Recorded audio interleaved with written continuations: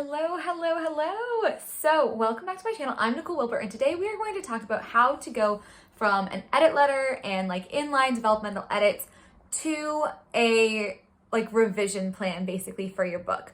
We're talking about this because I just got edits from my agent. It was an edit letter plus a lot of inline comments to address. So I'm going to take you through how I kind of go from that letter and the comments to a sort of revision plan. So let's get started. Okay, so what I got from my agent is very similar to what you get if you do a developmental edit with a developmental editor. I've also done one of those. So this is the same process. I'm using the same process here. So hopefully that's helpful for you. Even if you go get an edit, this can help out. So first things first is I move the edit letter portion, like the big picture stuff, into a Google Doc, which we've done right here. And then I go through piece by piece and add thoughts, responses, etc. to her points. So one of her points in here was the beginning needs a little bit more relatability for the main character, Lena, because the story doesn't fully get into gear until she's in Italy. The readers really need to care about what happens to her and understand why she makes the choices she does. She said, save the cat moments for Lena and Maisie at least. I'm like, okay, great.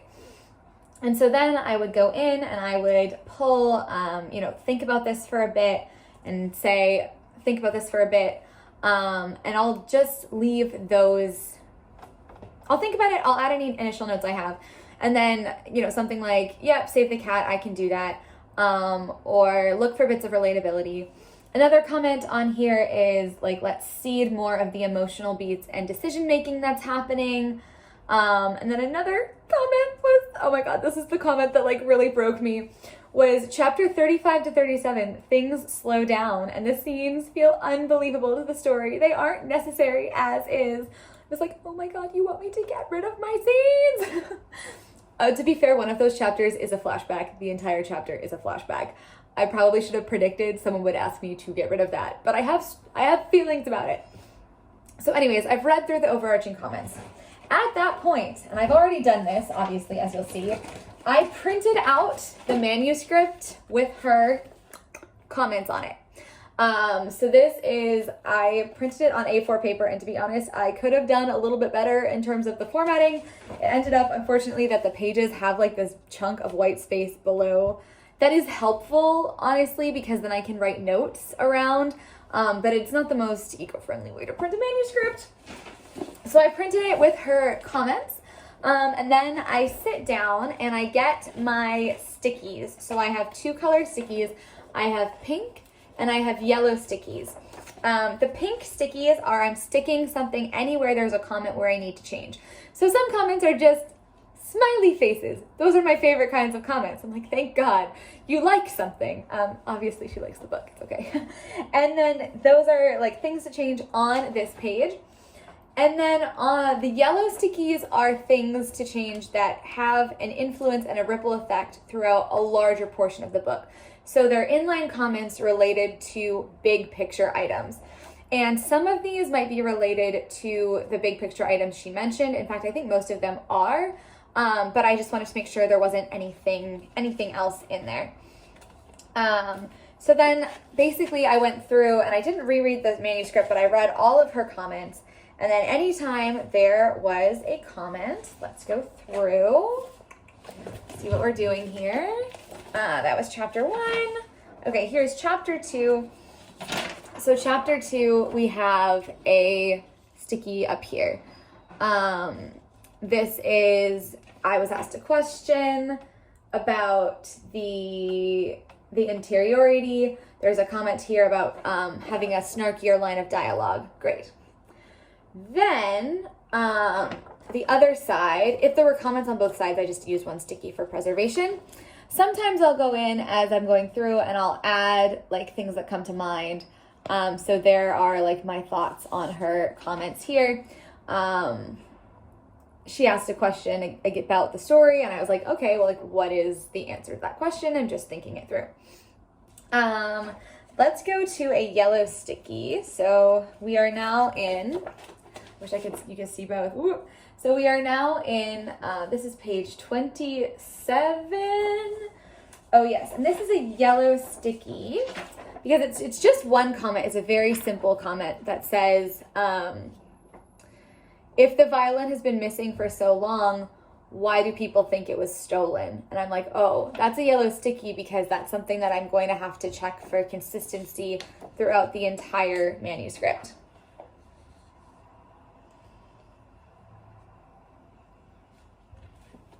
So we end up with a happy forest of stickies, and this is as far as I've gotten so far in my process. So when I did the developmental edit last year, I did this, and then I went through and I did comments, and like I wrote the edits on the pages, and I did that for the whole manuscript, and then I went through and I implemented the edits in the document. Now I do have to use a Word document for this because she made inline like line edit suggestions as well. So I have to be able to like see those, accept, reject. I'm keeping track changes on for myself, of course. And there's a lot to go through. So instead of doing it like I'm going to do all of the edits and implementation in the paper and then go back and put it on the computer, I didn't like that. I felt like it took a long time because I didn't remember what I was thinking when I did this. So instead, what I'm going to do is do like 1 to 2 chapters at a time, I think, because also there's the aspect of like 1 to 2 chapters at a time, and then when I've addressed a sticky, I can just remove it from here. So this like will eventually go down. To be fair, like yes, there's lots of stickies in here, but there's actually not that many. So that's good news. The other thing I'm going to be doing, and I want to do that now, is so we have the stickies, we have our overall comments, but I want to turn the overall comments into a list of things that need to change and that I need to be thinking of throughout the entire manuscript. So let's do that process now, and then we'll edit a chapter together. Okay, so I came down to the ground so I can kind of write and talk to you at the same time. So I basically have a sheet of paper now, and one side is for things throughout the manuscript. So on every single chapter, I should be checking for these things to do. This includes things like fixing up some dialogue and making it more consistent, looking for opportunities to seed certain tensions, looking at certain things to be aware of in the interiority. And then I have these specific things to change. So that's the editing checklist. So that's something like opening relatability for Lena, opening relatability for Maisie. There's a scene I need to change up here. There's another scene I need to change. Here I need to find spots in the manuscript to give certain characters ages or to indicate their ages. And so as I go through with like kind of all the things to think about throughout the manuscript, I'll add specific things to change here. So it's a little bit of like a living, changing document. Basically, I have, let me pull up her sheet here. So we have the beginning needs relatability. I covered that on the back. Seed more of the emotional beats and decision making. I'm waiting for a little bit of clarification there, but I have more opportunities for the performance to grow. Seed the tension with music. Chapter 35 to 37. Okay. This is, I'm going to try to seed little bits of the flashback. So seed bits of the flashback throughout. I'm worried that'll get confusing, but we'll try it. That's the 35-37 thing. That has a moment on this page here, so it doesn't have a moment on this page here. Okay, rewrite, change 35 to 37. To be strong, conclusive, all is lost,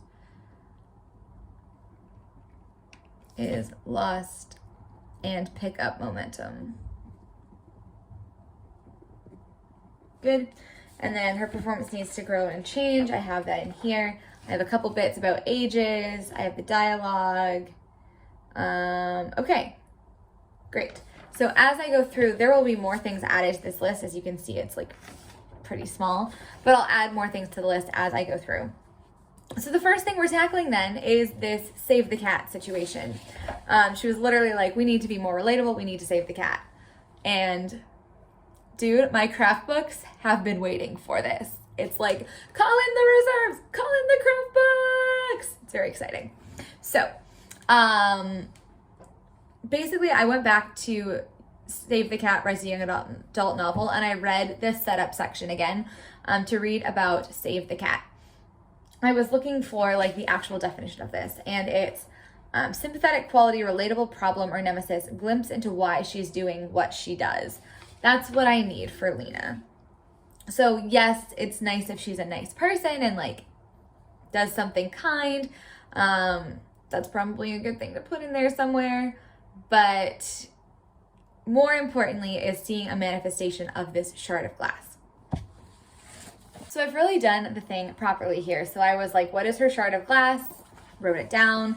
How is this manifesting in her life? And I wrote a bunch of things like generally, like she's not letting herself get close to people. She's really obsessed with the violin, with rehearsing, with the BWC. She's leaned really far into like the performance and kind of has blinders on for everything else.